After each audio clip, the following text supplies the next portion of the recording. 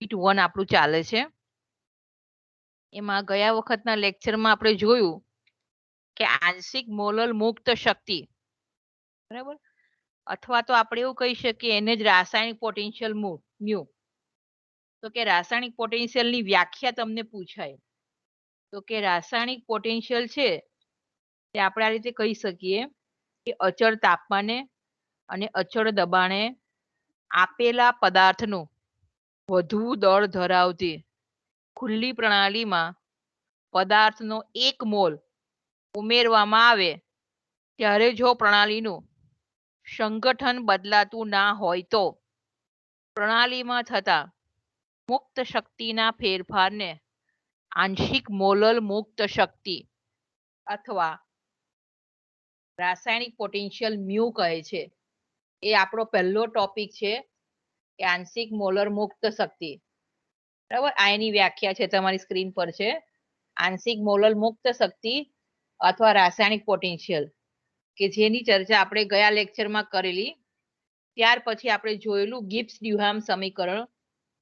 તો કે ગિબ્સ ડ્યુહામ સમીકરણ છે એ તમારે એસવાયમાં પણ આવી ગયેલું.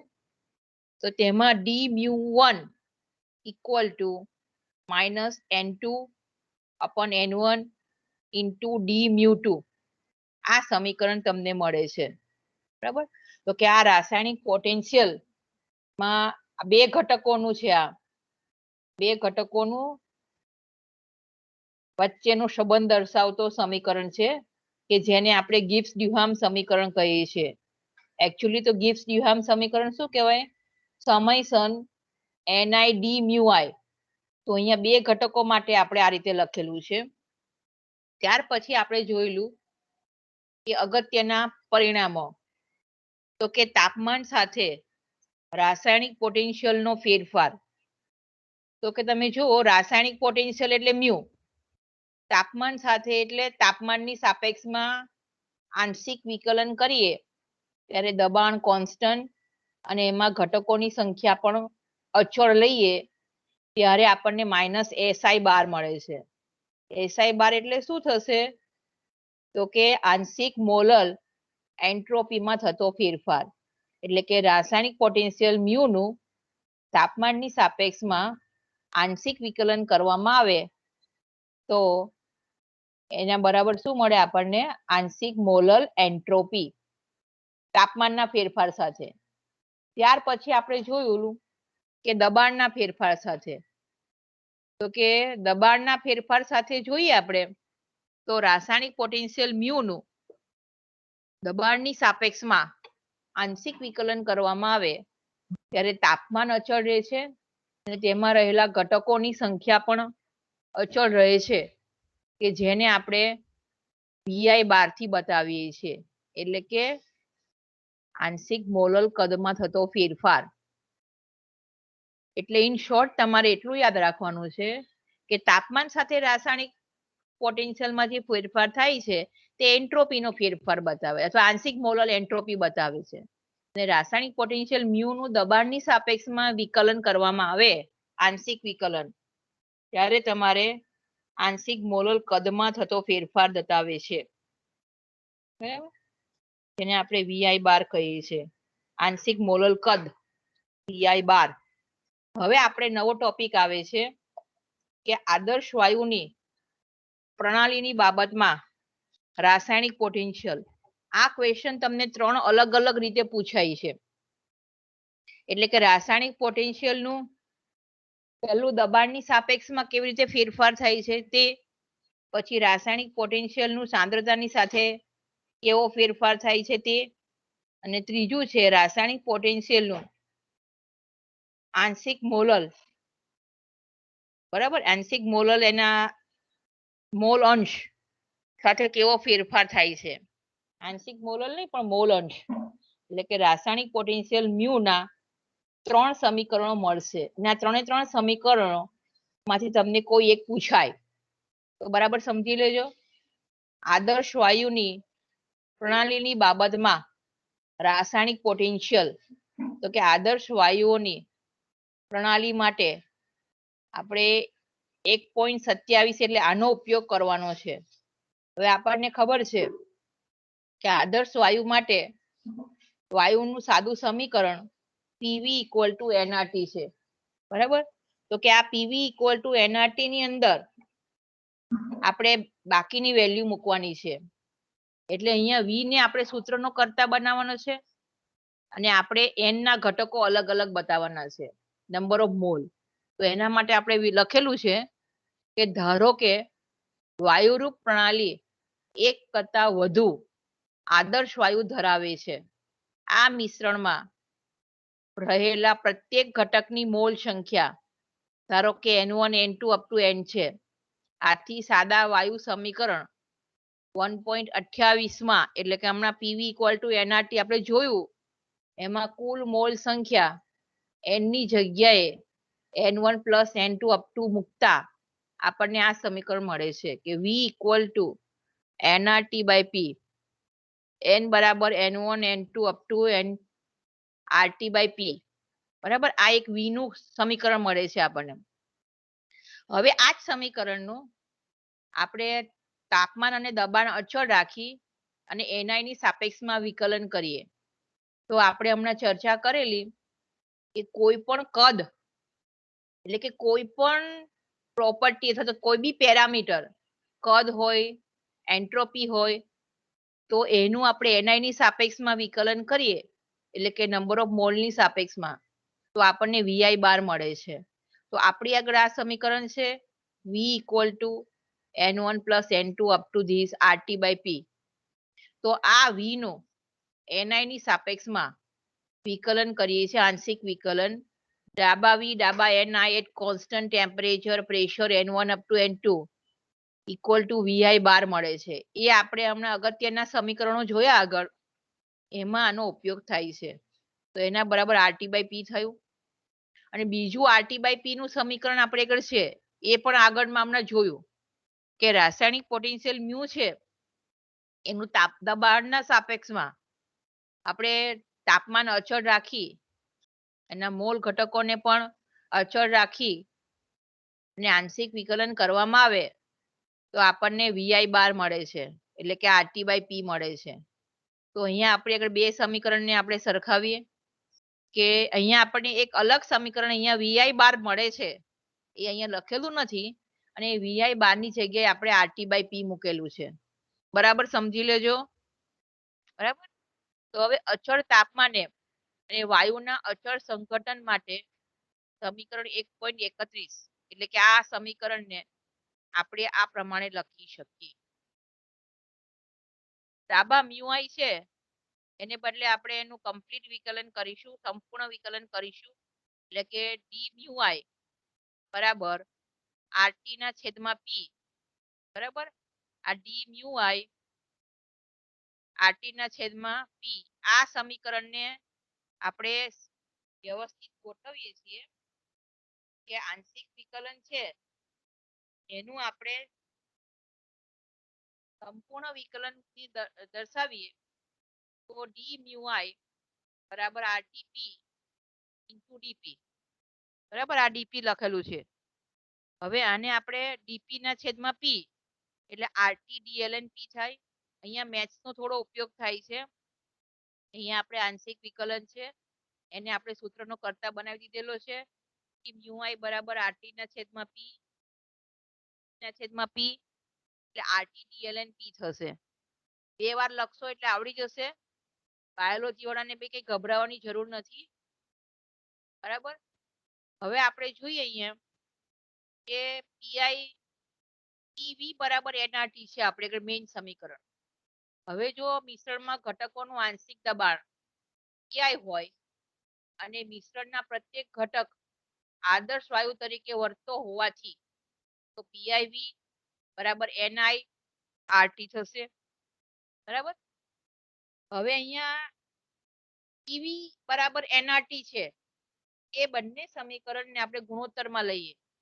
પીવી બરાબર એનઆરટી અને પીઆઈ વી બરાબર એનઆઈઆરટી, તો બંનેનો ગુણોત્તર લઈએ તો પીઆઈ બરાબર એનઆઈ અપન એન પી આવશે.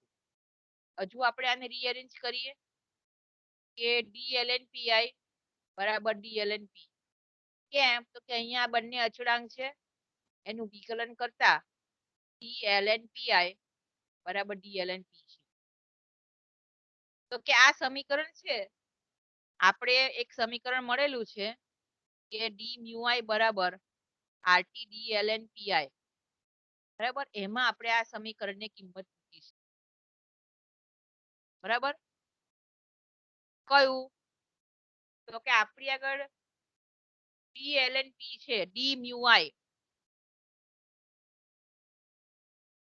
આ સમીકરણ d mu i બરાબર rt dln p છે તો એની જગ્યાએ આપણે pi લખીએ છીએ d mu i બરાબર rt dln pi આ સમીકરણ મળે છે તો કોના આધારે તો કે pv ઇક્વલ ટુ nrt અને piv ઇક્વલ ટુ nirt આ બંનેનો ગુણોત્તર લો તો pi equal to ni by n into p આ કોન્સ્ટન્ટ છે એટલે pi બરાબર p તો dln pi બરાબર dln p તો d mu i બરાબર rt dln pi હવે આ જ સમીકરણનું આપણે સંકલન કરીએ તો અહીંયા આપણને શું મળે mu i બરાબર mu i 0p plus rt ln pi આનું સંકલન કરવામાં આવે ત્યારે હવે સંકલન કરો છો એટલે d mu i એટલે વિકલન બતાવે છે અને એનું સંકલન કરો એટલે કે mu i થઈ જાય ડાયરેક્ટ અને બીજો આપણે સંકલન અચળાંક મૂકીએ છીએ એને આપણે mu i 0p કહીએ છીએ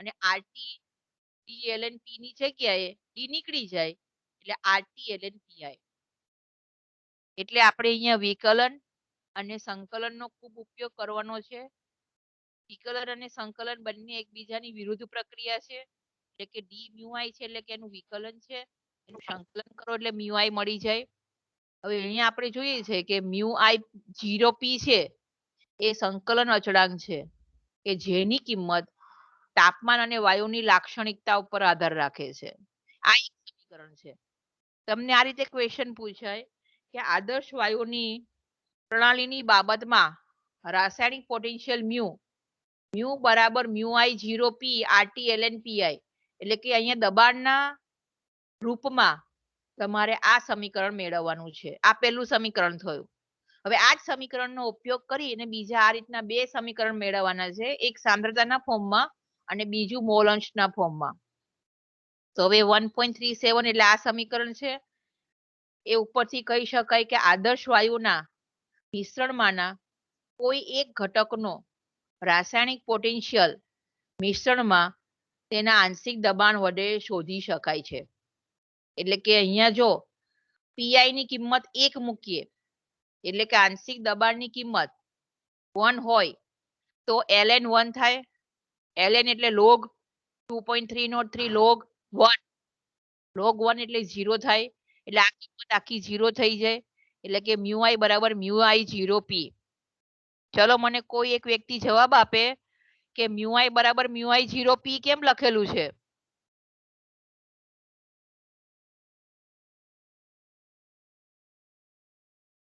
કઈ રીતથી આવ્યું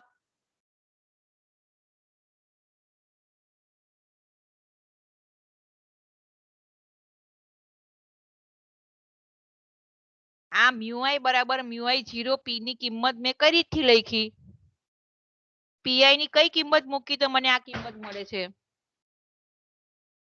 તુલસી સાંભળે છે લેક્ચર હેલો પ્રજાપતિ તુલસી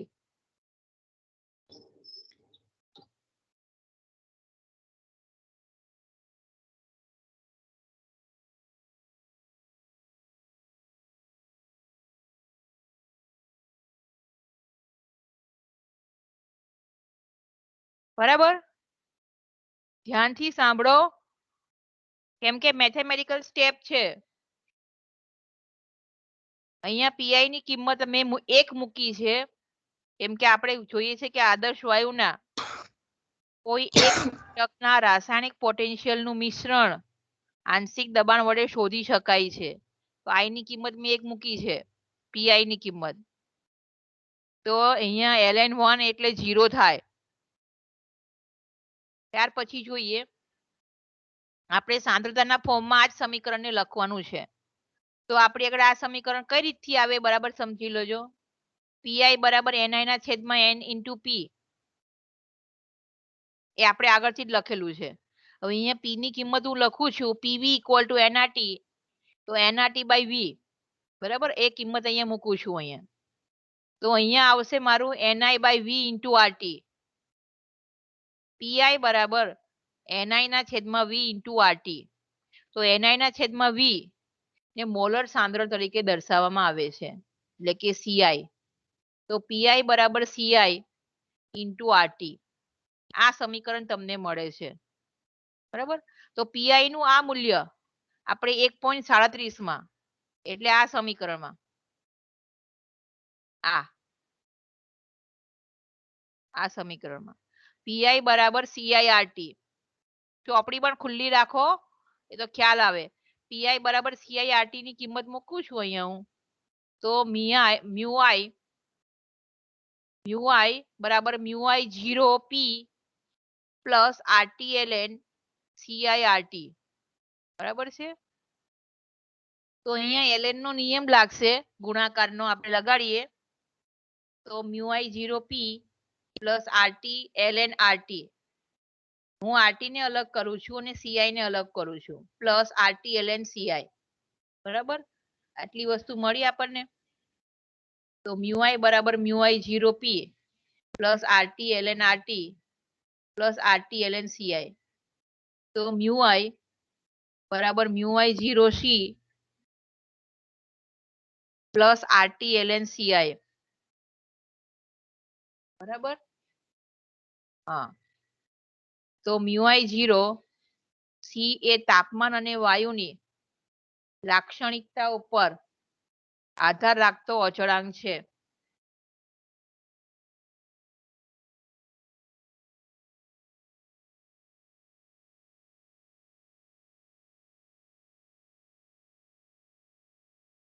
એટલે કે મ્યુઆઈ બરાબર મ્યુઆઈ 0 સી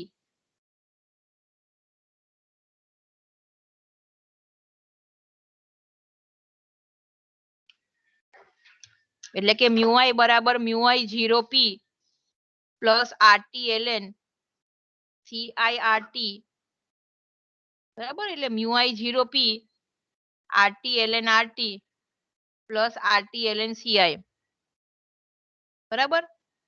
હવે આપણે નવો અચળાંક લખીએ છીએ કે mu I 0 P plus RT LN RT, એની જગ્યાએ આપણે નવો અચળાંક લખીશું mu I 0 C plus RT LN CI. તો મ્યુઆઈ 0 સી એ તાપમાન અને વાયુની લાક્ષણિકતા ઉપર આધાર રાખતો અચળાંક છે. તો સીઆઈ બરાબર 1 હોય ત્યારે મ્યુઆઈ બરાબર મ્યુઆઈ 0 સી થાય. તો મ્યુઆઈ 0 સી અચળ તાપમાને મિશ્રણમાં ઘટક આઈ નું સાંદ્રણ એકમ હોય ત્યારે તે ઘટકનો રાસાયણિક પોટેન્શિયલ સૂચવે છે.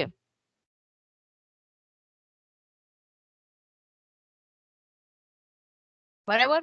તો અહીંયા ફરીથી આપણે સીઆઈ ની કિંમત આપણે 1 લખીશું. તો અહીંયા એલએન સીઆઈ ની કિંમત 0 થઈ જશે, એટલે કે મ્યુઆઈ બરાબર મ્યુઆઈ 0 સી, આ કિંમત આપણને મળશે. હવે તમને એક સમીકરણ આપણે જોયું કે મ્યુઆઈ બરાબર mu I 0 P plus RT LN PI, એટલે કે દબાણના સંદર્ભમાં આપણે જોયું.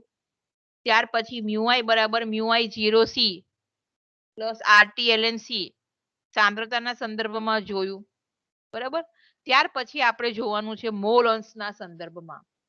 તો મોલ અંશના સંદર્ભમાં જોવા માટે પણ આપણે એનું ઓરિજિનલ સૂત્ર mu I equal to mu I 0 P plus RT LN PI, બરાબર છે. તો આ સમીકરણમાં આપણે જોઈએ તો પીઆઈ બરાબર એનઆઈ ના છેદમાં N into P equal to XI into પી.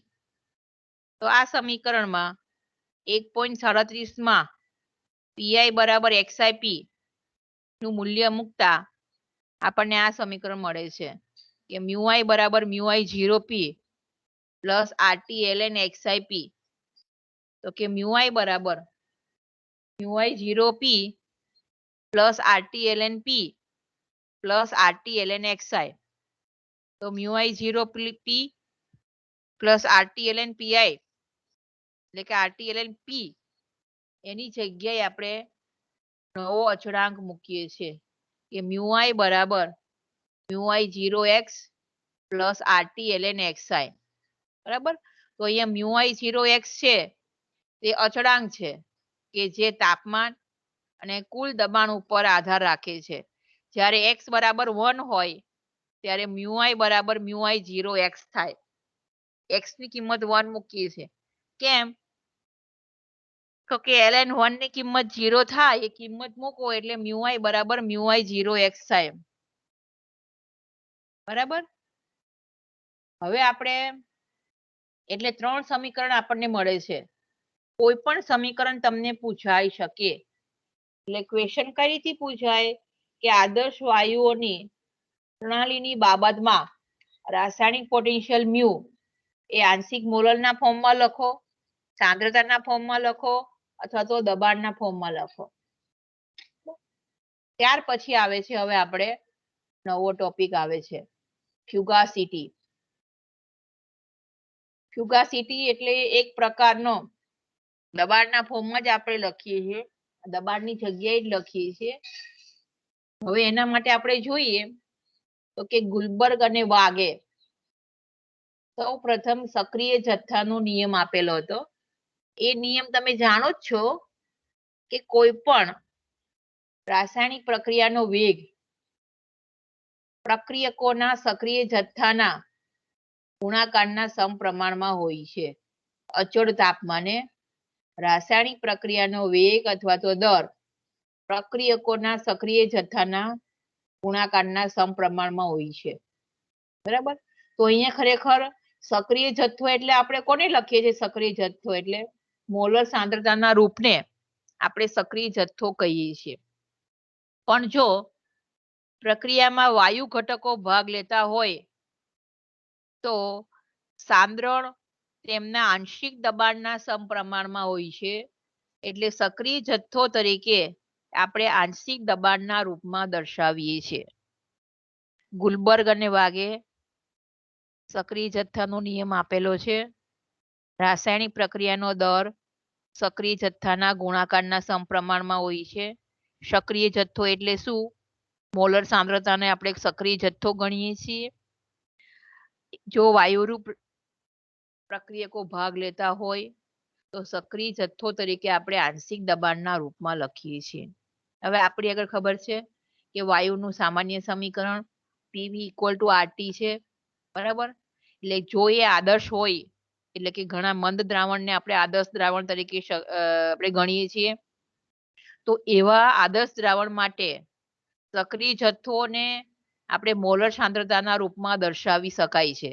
પરંતુ બિન આદર્શ પ્રણાલી અથવા તો બિન આદર્શ દ્રાવણો માટે સક્રિય જથ્થો અને મોલર સાંદ્રતા એક સરખી હોતી નથી. બરાબર. એને લીધે આપણે જે નિર્ગમન કરેલા મુક્ત શક્તિના સમીકરણો છે તે આદર્શ પ્રણાલી માટે નિર્ગમન કરેલા છે. તો એનો ઉપયોગ બિન આદર્શ પ્રણાલી માટે કઈ રીતથી આપણે લાગુ પાડી શકીએ એના માટે GN લુઈસે 2 થર્મોડાયનેમિક રાશિ, એક ફ્યુગાસિટી અને સક્રિયતા રજૂ કરી છે. બરાબર છે.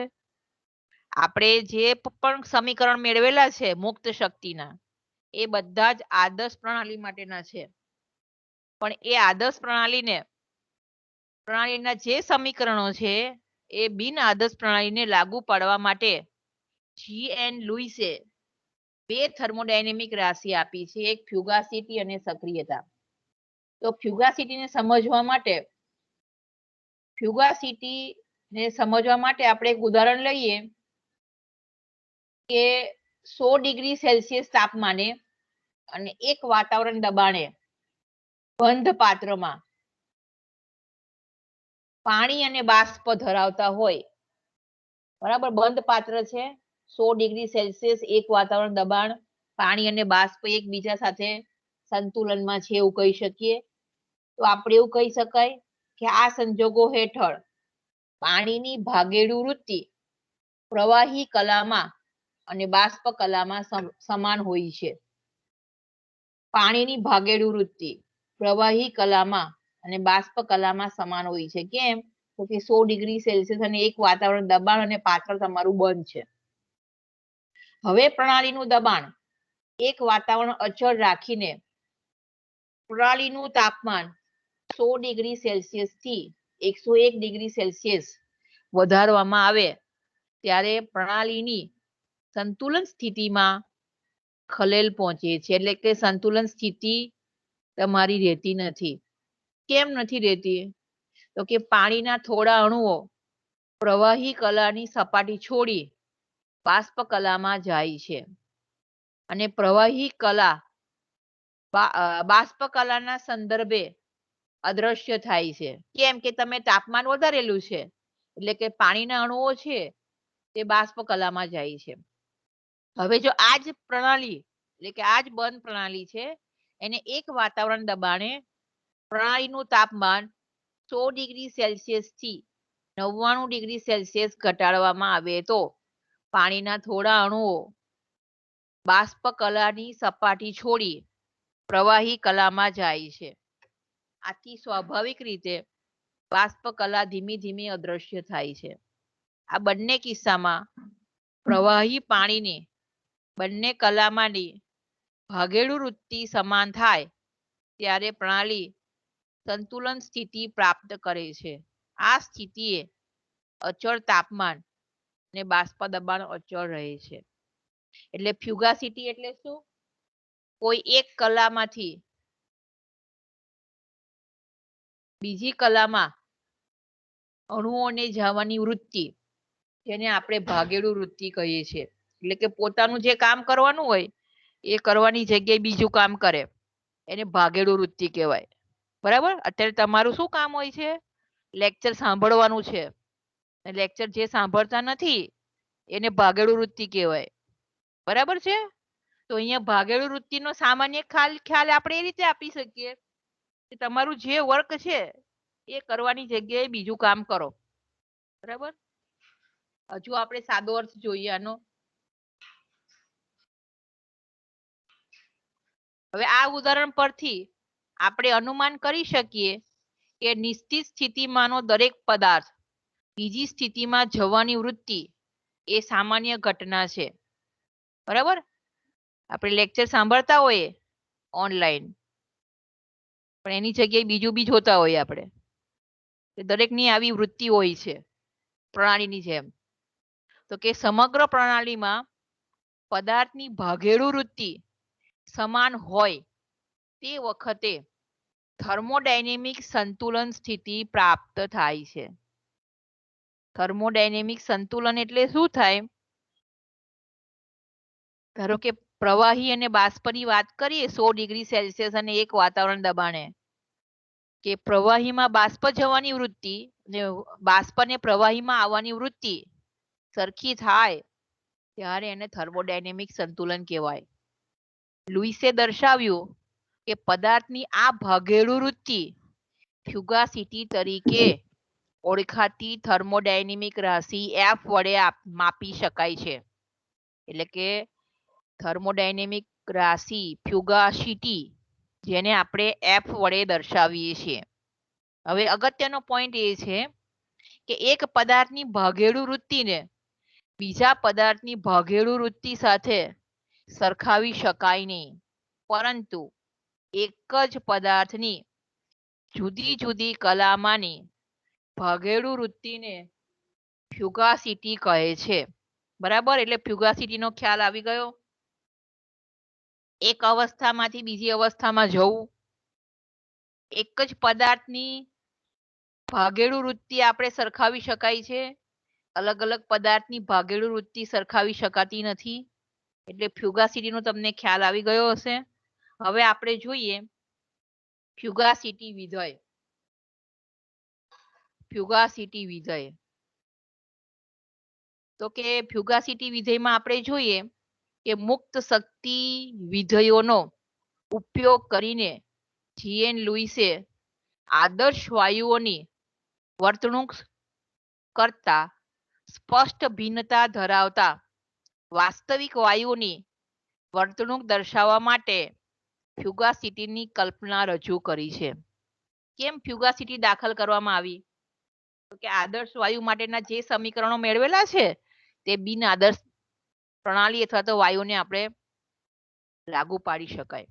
અચળ તાપમાની અને દબાણના ફેરફાર સાથે મુક્ત શક્તિમાં થતો ફેરફાર. હવે તાપમાન અચળ છે તો એને આપણે બ્રેકેટની બહાર લખીએ છીએ. મુક્ત શક્તિ જી છે, એનું દબાણની સાપેક્ષમાં આંશિક વિકલન કરીએ છીએ, એટલે ડાબા જી ડાબા P at constant temperature equal to V. હવે આ સમીકરણ આદર્શ તેમજ બિન આદર્શ એમ બધા જ વાયુને લાગુ પડે છે. જો શુદ્ધ વાયુનો 1 મોલ લીધો હોય ત્યારે વી ને મોલર કદ કહે છે. બરાબર, તો DG at constant T RT DP by P કઈ રીતથી આવે છે? V DG at constant temperature equal to DP. બરાબર, ડીપી ઇન્ટુ વી. વી ની જગ્યાએ હું કિંમત લખું છું આરટી ના છેદમાં પી, કેમ કે પીવી ઇક્વલ ટુ એનઆરટી હોય ને એટલે વી ઇક્વલ ટુ આરટી ના છેદમાં પી થાય. એ કિંમત મેં અહીંયા મૂકેલી છે. હવે જો એન મોલ માટેની વાત હોય તો DG at constant temperature T NRT DP by P. હવે ડીપી બાય પી ને ડી એલએનપી ના અર્થમાં પણ લખી શકાય. DP by P equal to D LNP, એટલે DG at constant temperature NRT D LNP. હવે આનું સંકલન કરીએ આપણે તો જી બરાબર જી સ્ટાર એનઆરટી એલએનપી આ સમીકરણ મળે છે. તો આ જી સ્ટાર છે તે આપણે એને સંકલન અચળાંક કહીએ છીએ કે જેનું મૂલ્ય જ્યારે દબાણ પી અચળ હોય ત્યારે તાપમાન ટી એ આદર્શ વાયુના એન મોલની મુક્ત શક્તિ જેટલું હોય છે. હવે સમીકરણમાં આપણે જોઈએ કે અલગ અલગ દબાણે તાપમાન આપણે અચળ રાખીએ અને બે અલગ અલગ દબાણ વચ્ચે એનું સંકલન કરીએ P1 અને P2 વચ્ચે, તો ડેલ્ટા જી સંકલન P1 to P2 NRT DP by P. તો delta G equal to NRT ln P2 by P1. હવે 1 મોલ માટે n બરાબર 1 મોલ માટે ડેલ્ટા જી બરાબર આરટી P2 બાય P1. બરાબર, આ સમીકરણ મળી ગયું આપણને.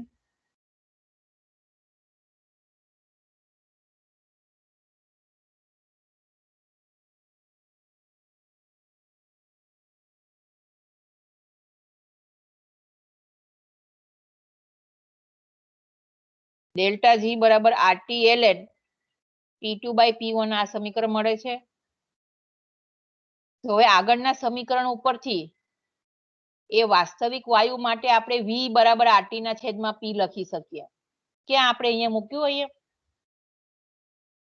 આ સમીકરણમાં લખ્યું, અહીંયા વી બરાબર આરટી ના છેદમાં પી લખીને આપણે આ સમીકરણ મેળવેલું છે. બરાબર,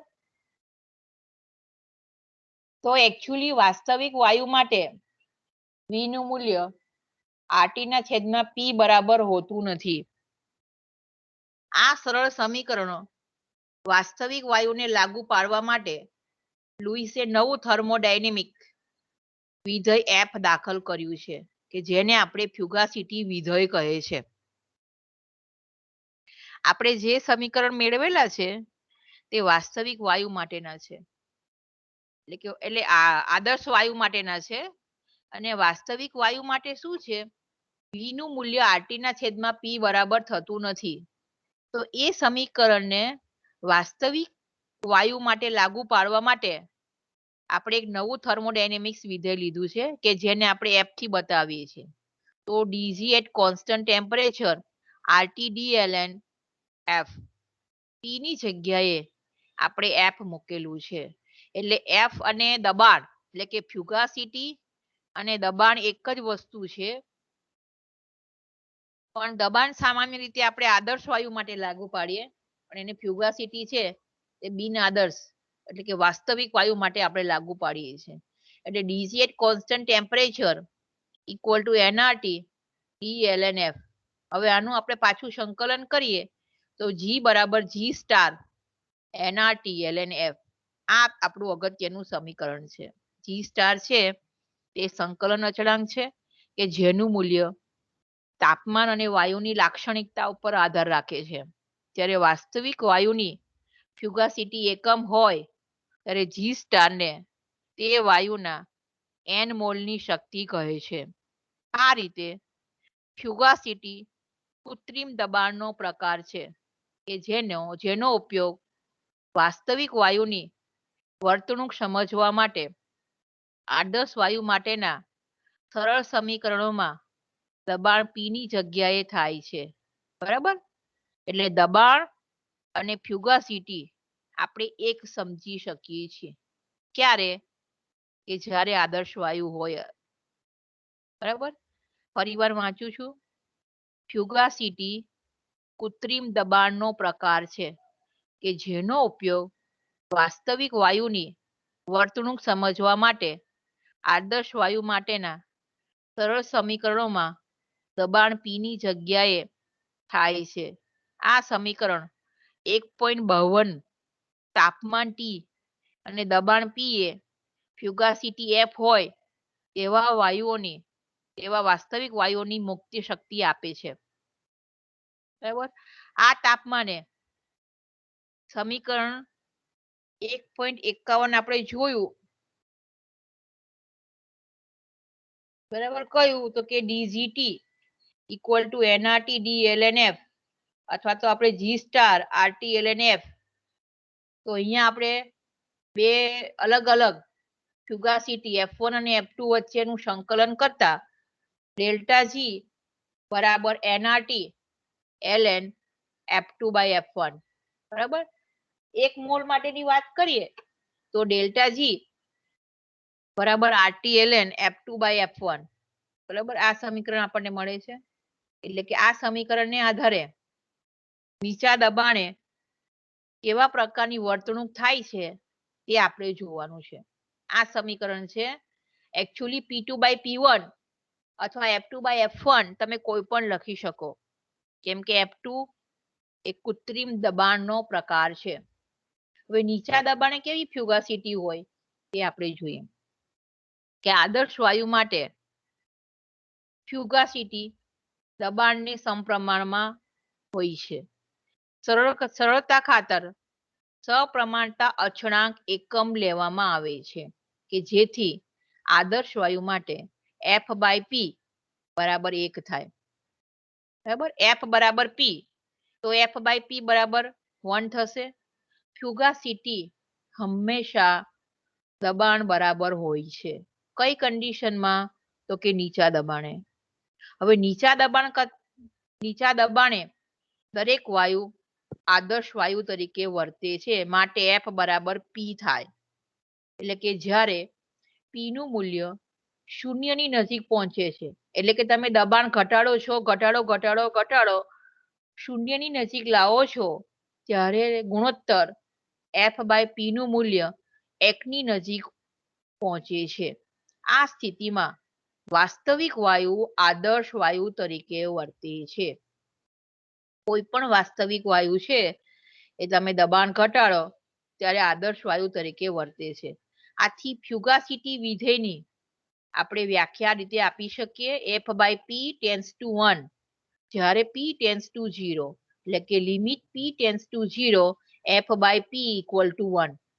આ લિમિટ P tends to 0 એટલે કે તમે દબાણ ધીમે ધીમે 0 તરફ લાવો છો ત્યારે F by P ની કિંમત 1 બરાબર થાય છે. કેમ? તો કે નીચા દબાણે દરેક વાસ્તવિક વાયુ આદર્શ વાયુ તરીકે વર્તે છે. એટલે કે આમ નીચા દબાણે ફ્યુગાસિટી દબાણની બરાબર હોય છે કારણ કે નીચા દબાણે કોઈ પણ વાયુ આદર્શ વાયુ તરીકે વર્તે છે. આ બંને પદો F અને P ફક્ત ઊંચા દબાણોએ જુદા પડે છે. જ્યારે વાયુ આદર્શ વર્તણૂકમાંથી વિચલન પામે ત્યારે ફ્યુગાસિટીનું મૂલ્ય દબાણ જેટલું રહેતું નથી અને તેથી ગુણોત્તર F/P નું મૂલ્ય 1 કરતા જુદું હોય છે. ગુણોત્તર F/P સામાન્ય રીતે વાયુના સક્રિયતા ગુણાંક ગેમા તરીકે ઓળખાય છે. વાયુના સક્રિયતાંક ગુણાંક ગેમા તરીકે ઓળખાય છે. બરાબર, એટલે આપણે F/P બરાબર ગેમા લઈએ છીએ. સક્રિયતા ગુણાંક એની કિંમત 1 થાય ત્યારે નીચા દબાણે F બરાબર P થાય ત્યારે, પણ ઊંચા દબાણે ગેમાની કિંમત 1 રહેતી નથી, કેમ કે ઊંચા દબાણે વાયુ છે આદર્શ વાયુ રહેતો નથી. હવે આવે છે ફ્યુગાસિટીનું મહત્વ. તો કે ફ્યુગાસિટીનું મહત્વ એટલે કે ફ્યુગાસિટીને આધારે આપણે ફ્યુગાસિટી નક્કી કરવા માટે આપણે આલેખની રીતનો ઉપયોગ કરીએ છીએ. હવે ફ્યુગાસિટીનું મહત્વ એટલે શું થશે?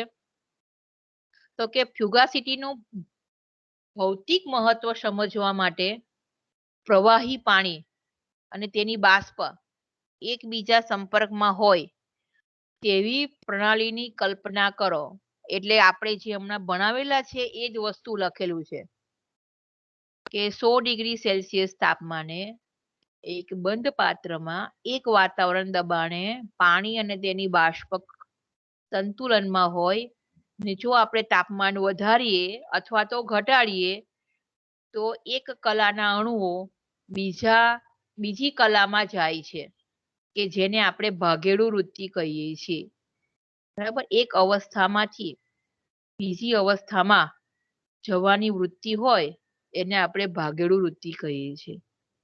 તો કે જોઈએ કે આપણે સ્વીકારી શકીએ કે આપેલી અવસ્થામાં દરેક પદાર્થ તે અવસ્થામાંથી દૂર થવાની વૃત્તિ ધરાવે છે.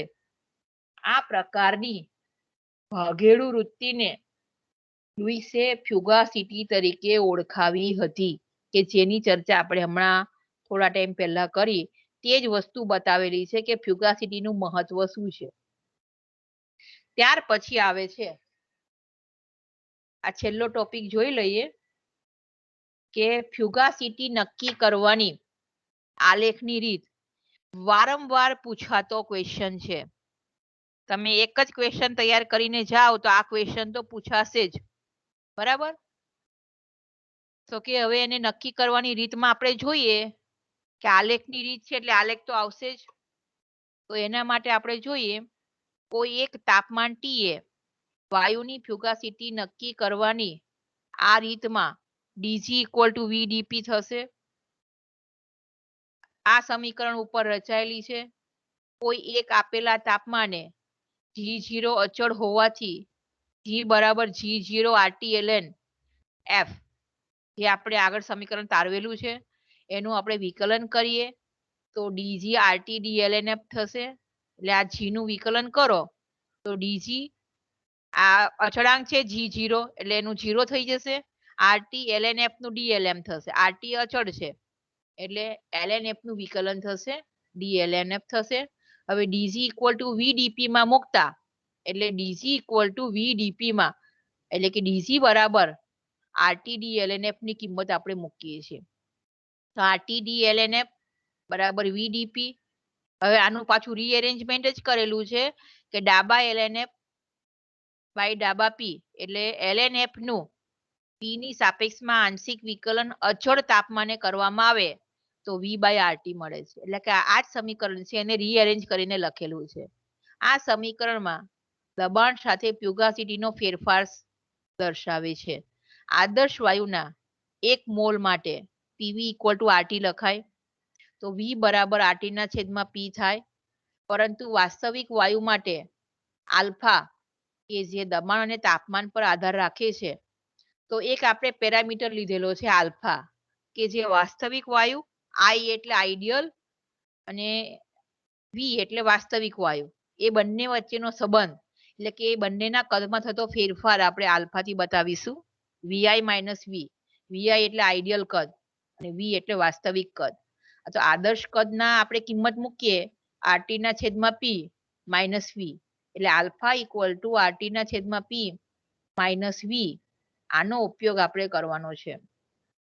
અહીં લખેલું છે જો વીઆઈ એટલે આપેલા તાપમાને અને દબાણે આદર્શ વાયુનું મોલર કદ, ને એકલો વી એટલે તે જ તાપમાને અને દબાણે વાસ્તવિક વાયુનું મોલર કદ. તેથી સમીકરણમાં 1.57 ઉપરથી નીચેનું સમીકરણ મળે છે. RTDLNF આરટી ના છેદમાં પી માઇનસ આલ્ફા ઇન્ટુ ડીપી, એટલે કે વી ની કિંમત મેં મૂકી છે અહીંયા આરટી અપન પી માઇનસ આલ્ફા ઇન્ટુ ડીપી. હજુ આને આપણે રીએરેન્જ કરી દઈએ. RTDLNF equal to RT DP ના છેદમાં પી માઇનસ આલ્ફા ડીપી.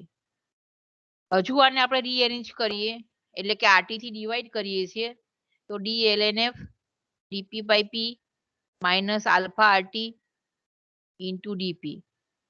બરાબર.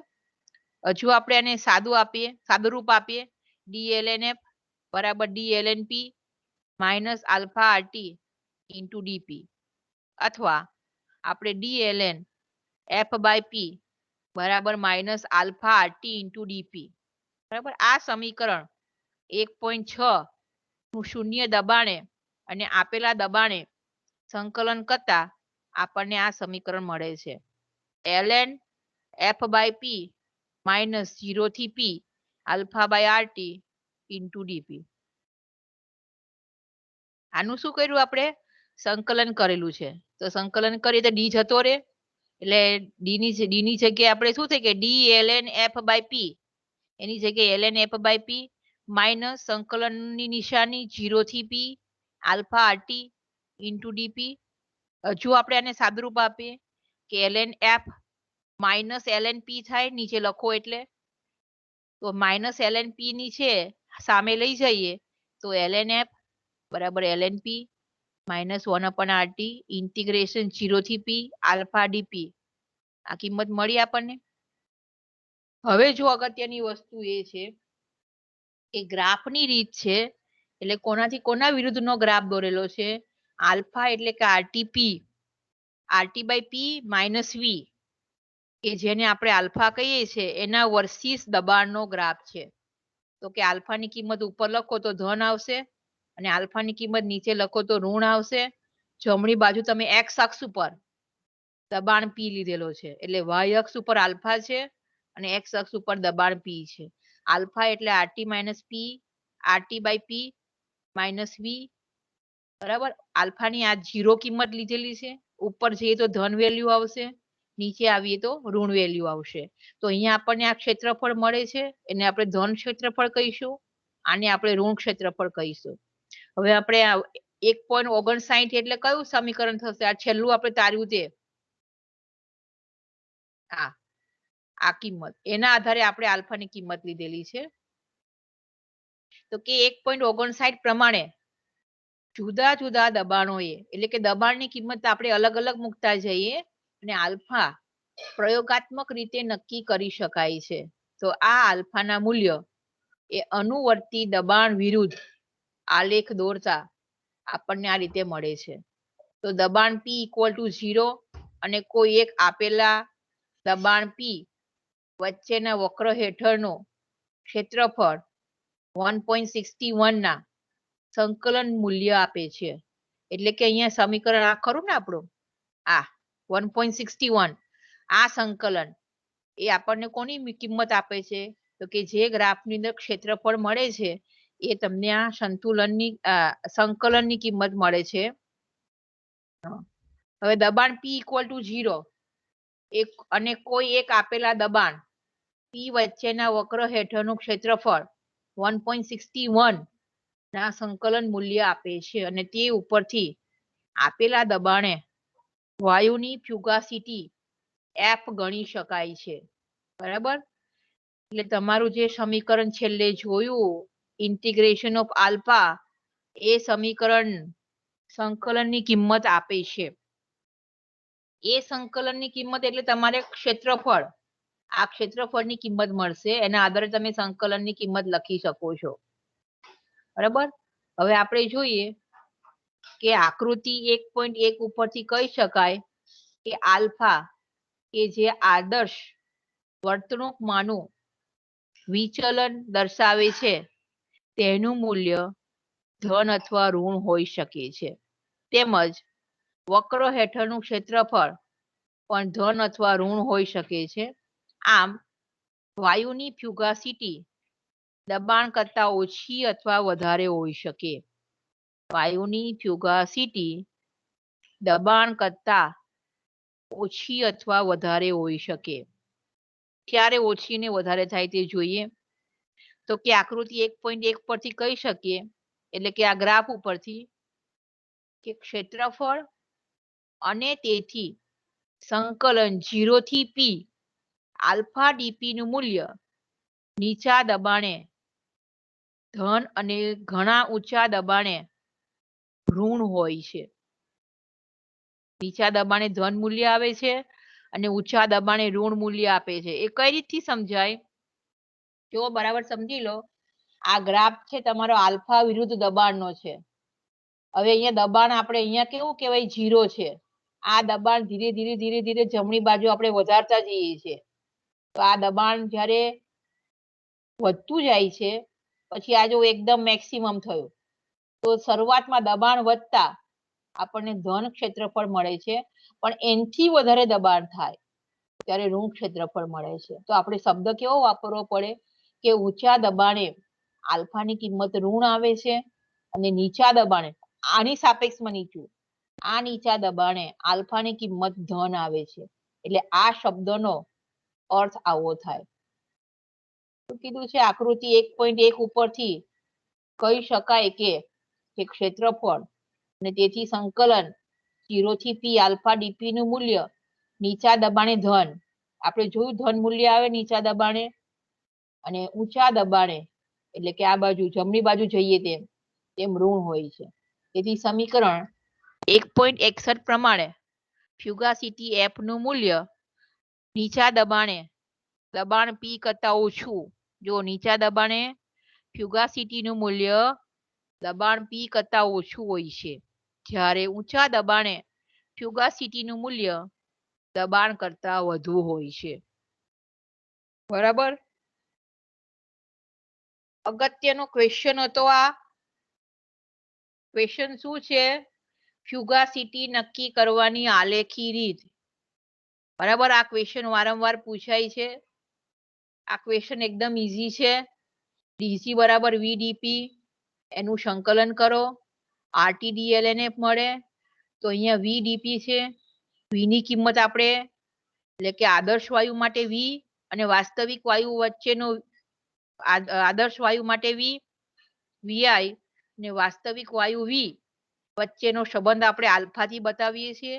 એટલે આલ્ફા બરાબર વીઆઈ માઇનસ વી, એનો ઉપયોગ કરી ને આપણે DLN F by P equal to minus alpha upon RT into DP, અથવા આપણે એવું કહી શકીએ કે LN F equal to LN P minus 1 upon RT 0 થી પી સંકલનમાં આલ્ફા ડીપી. બરાબર? આ કિંમત મળે છે, આ સૂત્ર મળે છે. આ સૂત્રને આધારે તમારે અર્થઘટન કરવાનું છે. સંકલન આલ્ફા ડીપી ની કિંમત આપેલું જે ગ્રાફ છે એમાં આપણને આ કિંમત મળે છે. જો દબાણની કિંમત ઓછી હોય, નીચું દબાણ હોય, તો તમારું ક્ષેત્રફળ ધન ક્ષેત્રફળ મળશે, અને જો દબાણ ઊંચું હશે એટલે કે વધારતા જાઓ ત્યાં તમારી ક્ષેત્રફળની કિંમત ઋણ મળે છે. બરાબર? એટલે અહીંયા આપણે આ લેક્ચર પૂરો કરીએ છીએ. બરાબર વાંચીને લખશો તો જ આવડશે. મેથેમેટિકલ સ્ટેપ છે, એટલે બાયોલોજી વાળાએ ગભરાવાનું જરૂર નથી, પણ 2 વાર લખશો એટલે આવડી જશે. બરાબર? સંકલન અને વિકલનના થોડા નિયમો થોડા વાંચી જવાના અને બરાબર લખતું જવાનું, તો વાંધો નહીં આવે. બરાબર? અહીં સુધી આપણે રાખીએ છીએ. બાકીનું આવતા લેક્ચરમાં જોઈશું.